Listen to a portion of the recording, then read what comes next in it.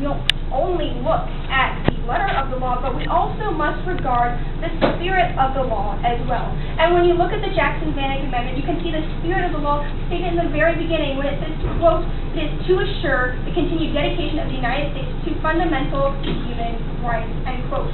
So we can see that the spirit of the law in this issue is to protect human rights, and since we are regarding this law, the negative team in this instance offers the counter goal of human rights. Why? Because when we're looking at the law that deals specifically with human rights, this should be what we're regarding in this round.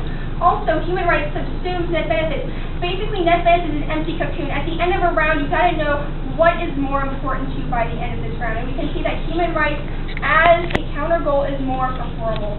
Now let's move on down to their justifications. They spent a long time on the economy, and I basically have a few responses.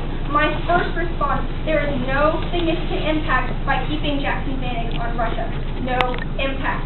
We can see this by the Council on Foreign Relations, Stefan Stisanovich, and I'm pretty sure they quoted in their 1AC. He said this, quote, "Stefan Stisanovich, a PhD in political science, says that ill will inspired by Jackson-Vanik has minimal impact on trade, and therefore the potential U.S. gains from graduating Russia from the amendment are small. Terminating Russia from Jackson-Vanik would be a symbolic of the ability of leaders on both sides to get rid of accumulated irrelevant issues.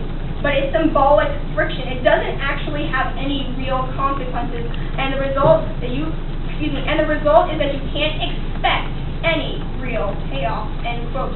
So what do we see from this piece of information? Well, we see, first of all, that there is no significant impact to keeping Jackson-Vanik on the books, as it is not graduating Russia.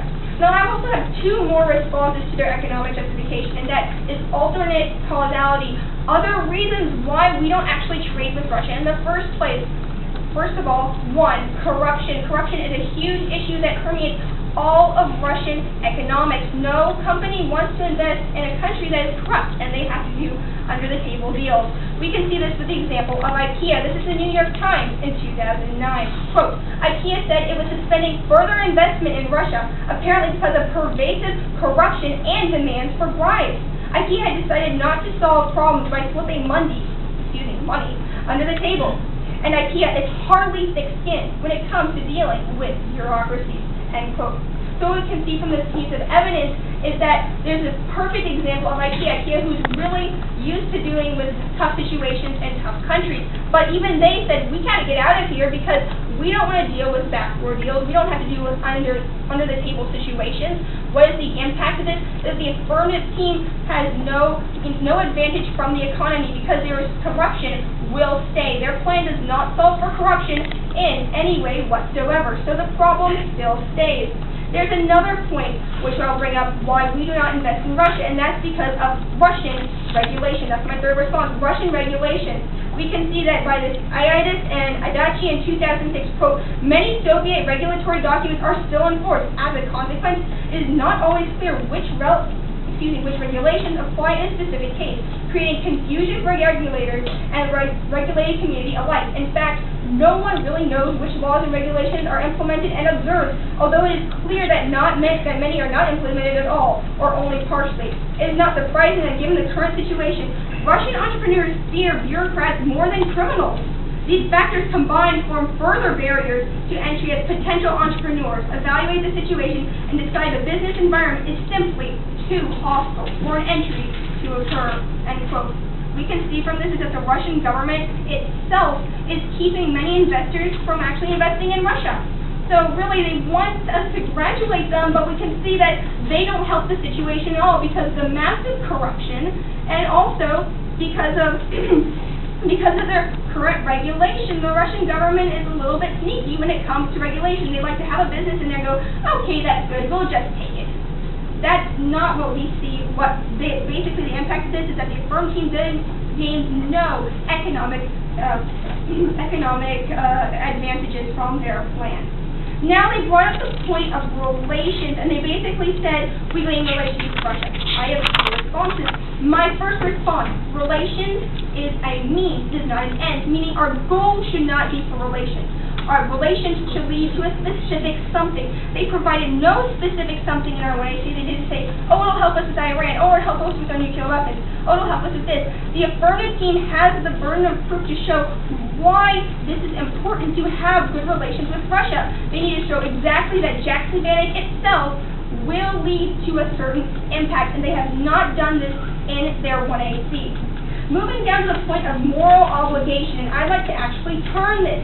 Basically, my link to this argument is that other countries deserve regulation just as much as Russia. This is the Congressional Research Service in 2006. Quote, Azerbaijan, Kazakhstan, Moldova, Russia's there, Tajikistan, and Uzbekistan are granted conditional NTR under the full compliance provision of the Jackson-Vanik Amendment, end quote. What is the affirmative team doing? We say that they're only graduating Russia, meaning they're being simply inconsistent in their approach to this issue. We must be consistent in policymaking, and this is very important. And the impact is basically, and consistency is necessary for ethics.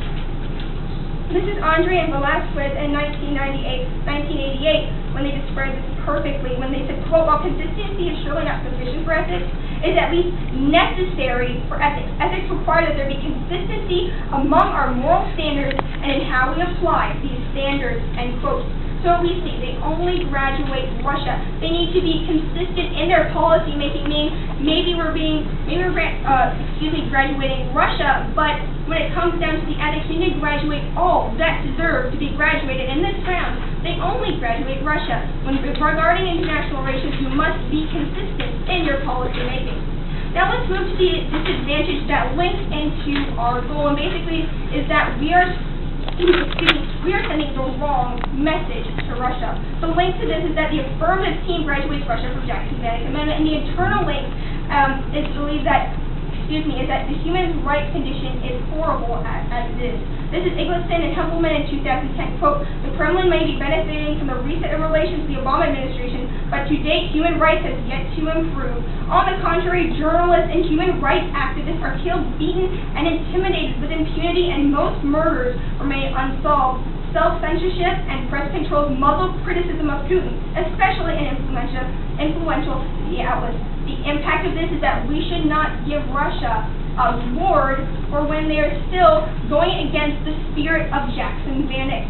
This is again by the same authors when, quote, while the Soviet Union no longer exists, the Jackson-Vanik Amendment remains on the books. Leo, a human rights leader activist for the past 40 years, didn't mince words when discussing the amendment's current relevance. Don't give Putin something for nothing.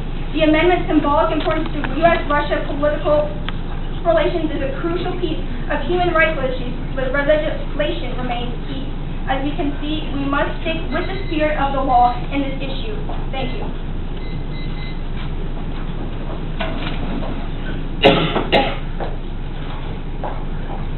All right. First of all, does Jackson-Vanik provide leverage on human rights today? We didn't say that it provides leverage, but we're saying is that we're sending the wrong message. Okay, thank you. Why is Jackson-Vanik waived every year? Because they do comply under the letter of the law, but again, they do not comply under the spirit of the law. Okay, thank you.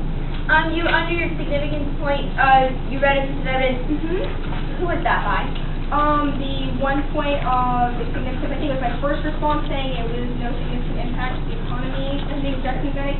I believe that was Stefan Stefanovic at TCN. Okay, does he still agree that does he still want Russia to be graduated from Jackson-Vanik? Yes, he does, Okay, but the point is that your own advocate says that the economic relations will not basically not be impacted. Okay. How much is keeping your word worth? I believe we need to have consistency in keeping our word. Okay, thank you. Would you agree that not keeping your word is a form of corruption? I would say it's a form of corruption, but also you Okay, can only is still not solving for these other countries that Okay, be graduated. Thank you. You made an impact that there was no economic benefit of removing Jackson-Vanik. Yes. Could you give me the credentials of who wrote that sentence, please? Which one was it? The one basically alternate causality argument? Yes, I believe so. Okay, let's see. It was, you can ask me another question. Okay, thank you. You also said that other countries need regulation. Did you mean that other countries should be graduated? I said, what we were saying is that other countries do comply, they get the waiver every year, meaning they're in compliance, and we should indeed graduate them along the front that we should be consistent. Would you agree that keeping your word is being consistent? I would say, well, I'd say there are two types, more of one type of consistency, and you are being inconsistent in the way that you apply. But is keeping your word being consistent? You need to be consistent in applying your moral standards to multiple countries. So keeping your word is consistent? It depends on the type, no, I would depend on the type of consistency that we're talking about here. There are three types of consistency. You have hypocrisy, there is keeping their word, and there is applying that consistency to multiple countries. Part of it, yes. Keeping your word is part of it. Part of multiple countries. Apply that. What was the original intent of the Jackson-Vanik Amendment? Well, as you can see through the spirit of the law, it was indeed to protect human rights. But what was the actual amendment on? It said, what it says is we're going to regulate for the human right of freedom of travel, but we can see at the beginning of Jackson it was indeed for human rights. Is something a gift if you earned it? I'm sorry? Is something a gift if you earned it? It depends on the situation. Okay, thank you. Could we have our evidence back? Oh, you mean the one I see? No, we just wanted the actual Jackson-Vanik Amendment. Oh, okay. Thank you. Sure. Did you ever find that piece of evidence? I believe it kind of escaped me, but I can give it to you. I'm sorry. Okay, that's okay. Thank you.